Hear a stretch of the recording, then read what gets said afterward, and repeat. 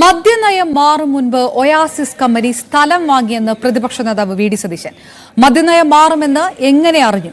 കമ്പനിക്ക് വേണ്ടിയാണ് മദ്യനയം മാറ്റിയതെന്നും സതീശൻ ആരോപിച്ചു. മാറിയ മദ്യനയത്തിന്റെ അടിസ്ഥാനത്തിൽ മദ്യനിർമ്മാണശാല അനുവദിക്കുന്ന കാര്യം ആരും അറിഞ്ഞില്ല. കേരളത്തിൽ ഒരു ഡിസ്റ്റിലറി അറിഞ്ഞില്ല, പാലക്കാട് ജില്ലയിൽ ഒരു ഡിസ്റ്റിലറി അറിഞ്ഞില്ല.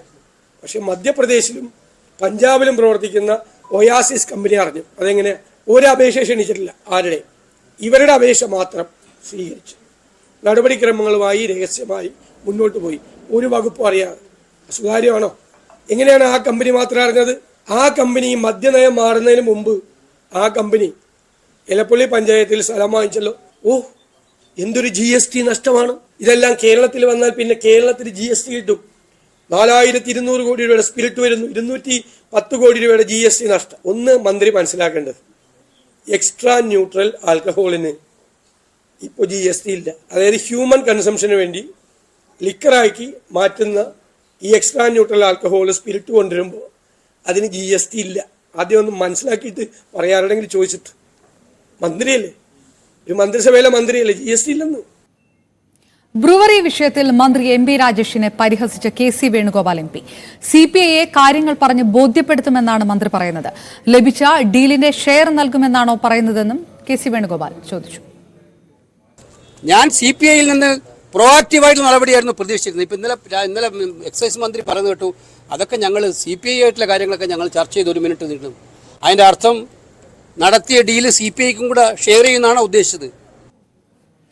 ഒയാസിസ് കമ്പനിയുടെ നികുതി രേഖകളിൽ പൊരുത്തക്കേടെന്ന് VK ശ്രീകണ്ഠൻ MP. 26 ഏക്കർ ഭൂമി കമ്പനിക്ക് ഉണ്ടെന്ന് അവകാശപ്പെടുമ്പോൾ നികുതി അടച്ചിരിക്കുന്നത് 21 ഏക്കറിന് മാത്രമാണ്. ഇതിന്റെ രേഖകൾ MP പുറത്തുവിട്ടു.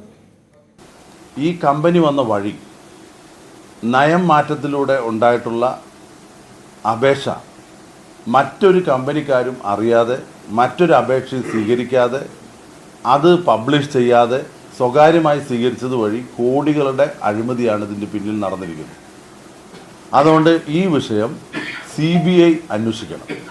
സർക്കാരിൻ്റെ മദ്യനയം മാറ്റുന്നതിൽ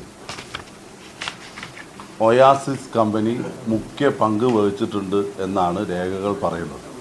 മന്ത്രി MP രാജേഷും അദ്ദേഹത്തിൻ്റെ ബന്ധുമായ ഏരിയ കമ്മിറ്റി സെക്രട്ടറിയും നേരത്തെ ചർച്ച നടത്തി ഉറപ്പിച്ചിരിക്കുകയാണ്. ആ ചർച്ചയുടെ അടിസ്ഥാനത്തിലാണ് അപേക്ഷ നിരസിച്ച കമ്പനി നയം മാറി എന്ന് പറഞ്ഞ് അവർക്ക് മാത്രം അറിവ് കൊടുത്ത്, അല്ലെങ്കിൽ അവരെ മാത്രം വിശ്വാസത്തിലെടുത്ത് വീണ്ടും അപേക്ഷ സ്വീകരിച്ച് വളരെ പെട്ടെന്ന് യുദ്ധകാല അടിസ്ഥാനത്തിൽ പ്രാരംഭ അനുമതി കൊടുത്ത മന്ത്രിസഭ